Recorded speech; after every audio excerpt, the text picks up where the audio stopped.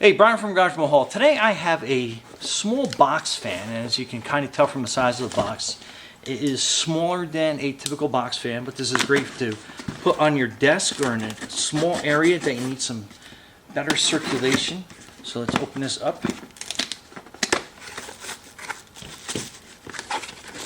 And fortunately speaking, you definitely can tell that that is on the smaller side, but we are going to see how small yet powerful this little fan is.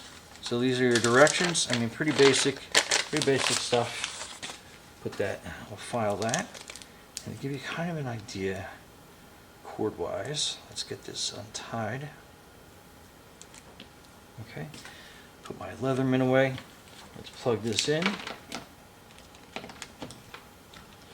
So that is that, and then you have speed 1. Kind of see the fan spinning. I have that facing towards me.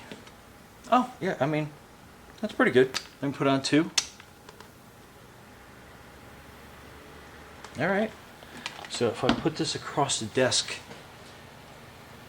it moves quite a bit. Wow, that moves quite a bit of air. It's got this little handle here, kind of give you kind of a view. But yeah, this is like perfect. Let me put it back down to speed 1. Let me kind of see, put it slightly out of camera range.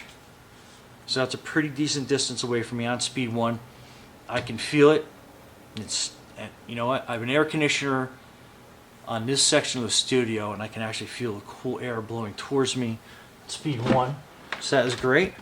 And that's great for mounting, like if you wanted to put this underneath like your desk to have it kind of like blow on your legs, your lower extremities. That will be awesome. As well as, like I said, just sitting on your desk. I mean, that's not too big, it's not too small. It's like just the right size to put on your desk and get circulation instead of having one of those big box window fans. However, if you do have a room that has some smaller windows in it, this would be great. Just kind of sit there and just give you that little added extra breeze that you'd be looking for. But anyway, Brian from Garage Mahal.